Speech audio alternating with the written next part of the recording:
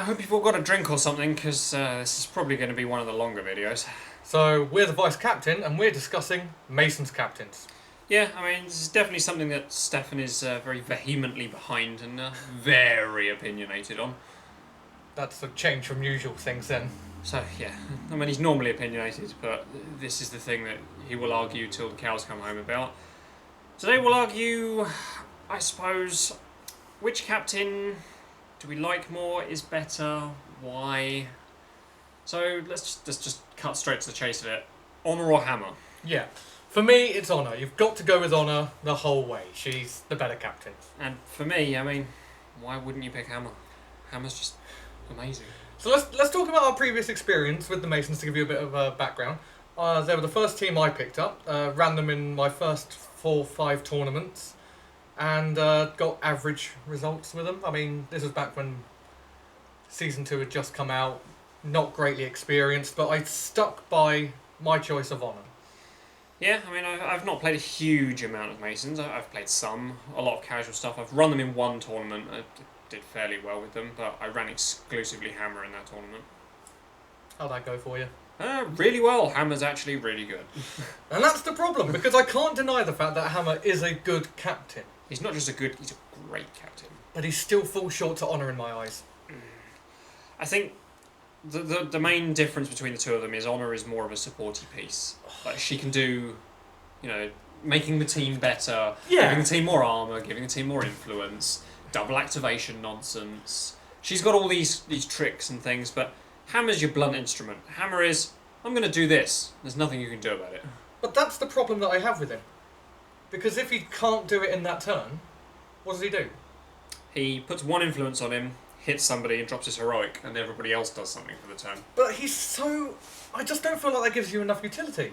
It just doesn't. And also, stealing influence from... Let's face it, Masons need influence to do what they do. That's why Honor's so powerful, and dropping that extra influence in her legendary. Or armour. If you're one of those people that picks the armour, let us know. You might do, if you're feeling lucky. I think you're probably wrong. Yeah, you know what? Don't pick the armour. If you're picking the armour on legendary turn, something's gone horribly wrong for you. I mean... Consider Hammer. Yeah. No, I'm not gonna lie. If you've picked the armour, go to Hammer. You don't deserve to use Honor. You're using her wrong. So, for me, Hammer is kind of in that same bracket with Philip, in that if you load Hammer up, people need to just get out of his way, and it can really make people play badly. He's got some powerful plays, but the problem is a lot of people will see what he's doing. He's not subtle. He's a direct, straightforward threat. He doesn't have any special tricksy things up his sleeve like Quick Foot with Fillet or Blood Rain or But he doesn't Pain need to Circle. He doesn't do anything special footballing wise. He's just a base player that hits hard. But he's got an 8-inch kick.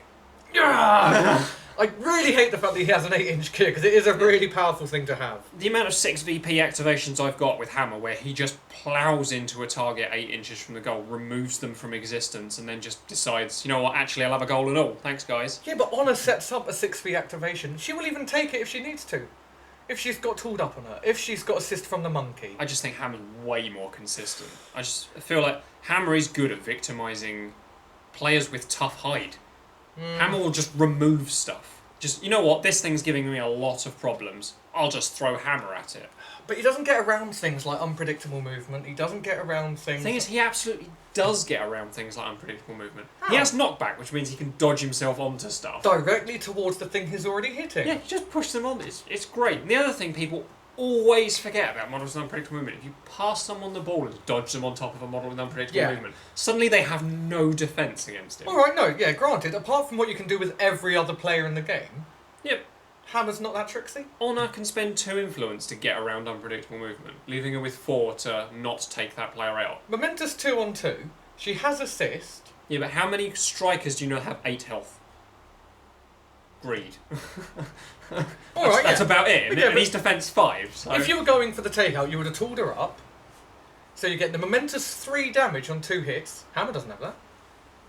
Hammer's first 2 damage result was on 3 hits. Yeah, but Hammer can buff his own damage. He doesn't need that person to go before him and tool him up. He's still taking the influence out of the team. Yeah, but he doesn't...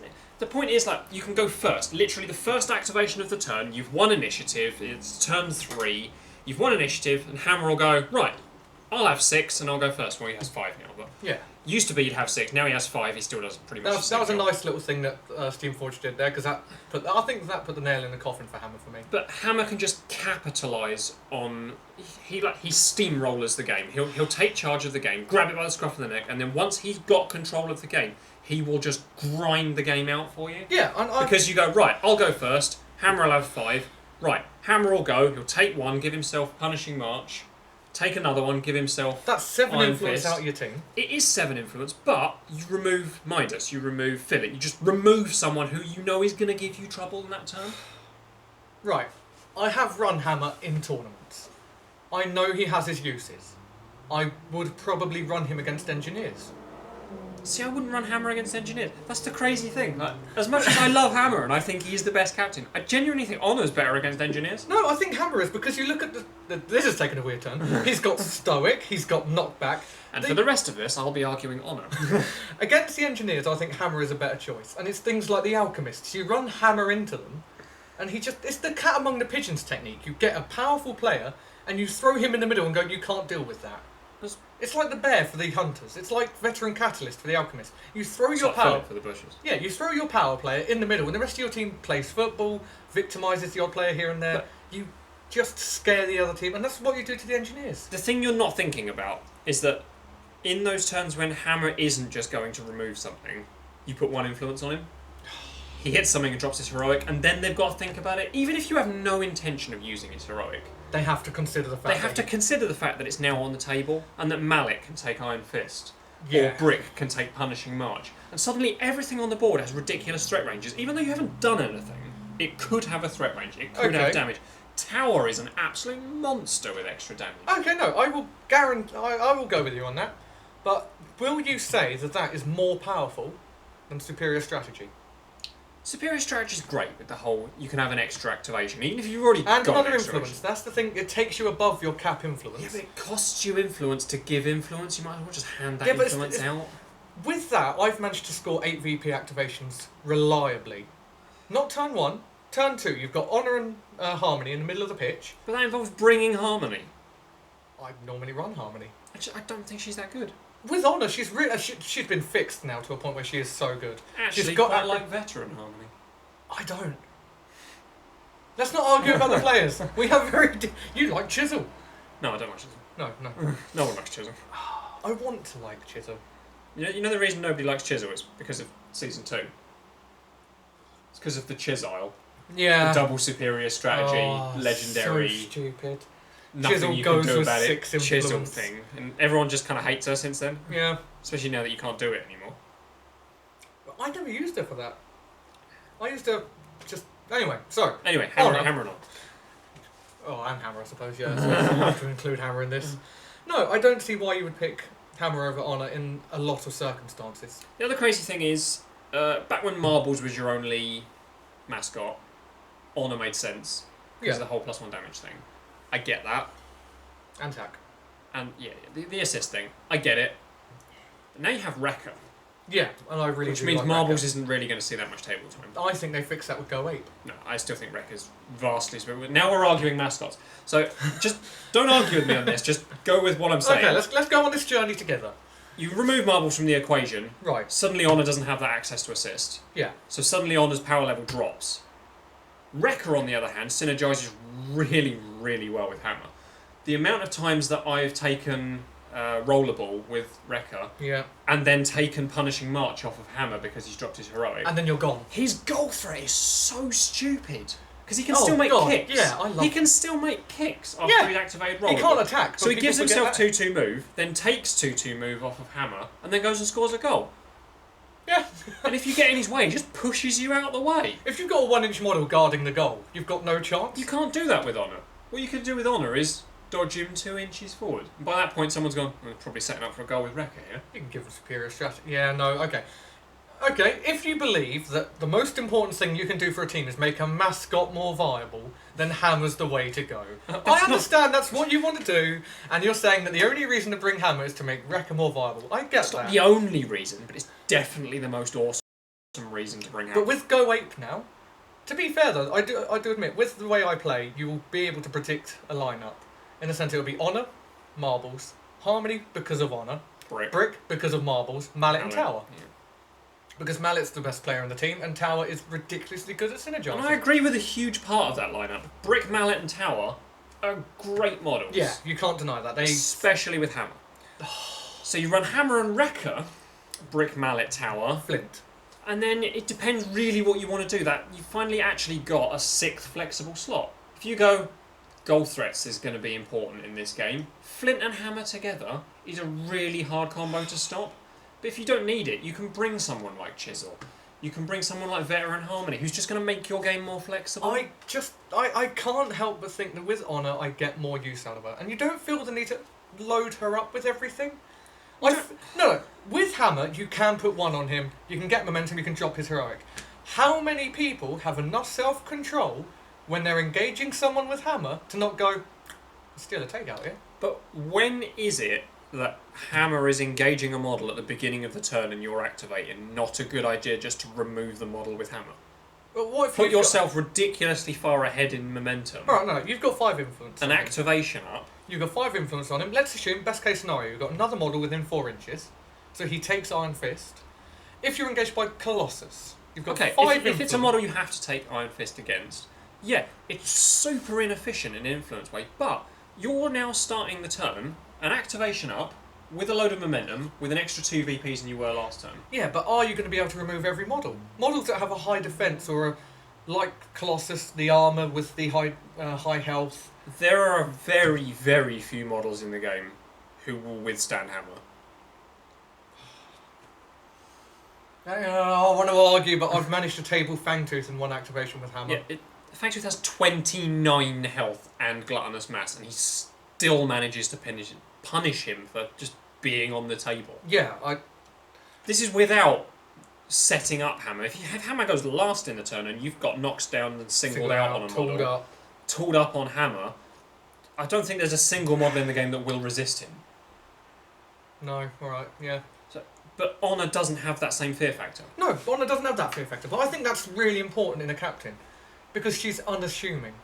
But I think part of the reason Hammer is so useful is even when Hammer's not doing anything, even if you put 5 on Hammer with no intention of removing said model from the table, your opponent is looking at Hammer the whole turn going, I really need to shut him down, or I really need to do something to stop him doing what he needs to do, and your opponent is then not playing the game they want to play the game. Yeah, I get that completely, but I use players like Mallet and Tower to do that sort of job. They pin down players, they victimise, leave other people looking ropey.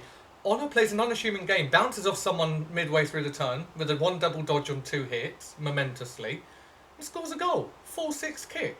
Near Mallet, 5-7.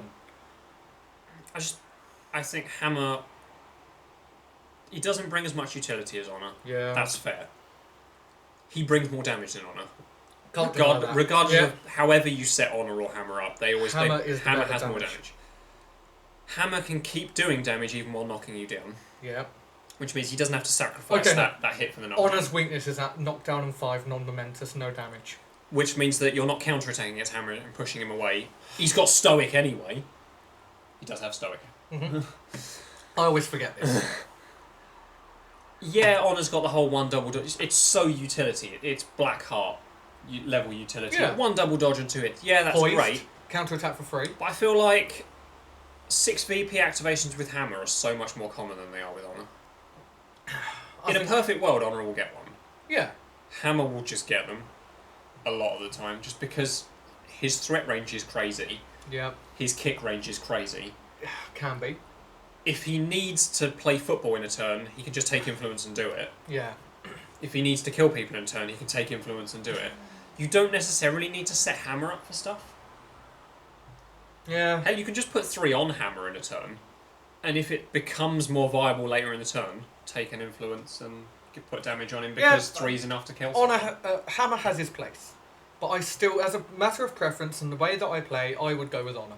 But that's where this debate goes. And this is what we mean. This is where the debate goes. And we want to know what you think. Do you think that in a tournament setting you'd run both captains? Would you play a one-captain lineup in the Masons? The Masons, I think, favour one-captain lineups more because their flexibility comes from diversity in their roster, I'd say. They're kind of like the Union in that. Yeah. All their players are very flexible, but some of their players are better at doing things than other things. Like Flynn. He's a good goal scorer. Flint's definitely a goal scorer. He's got damage, don't get me wrong, but he's your goal scorer.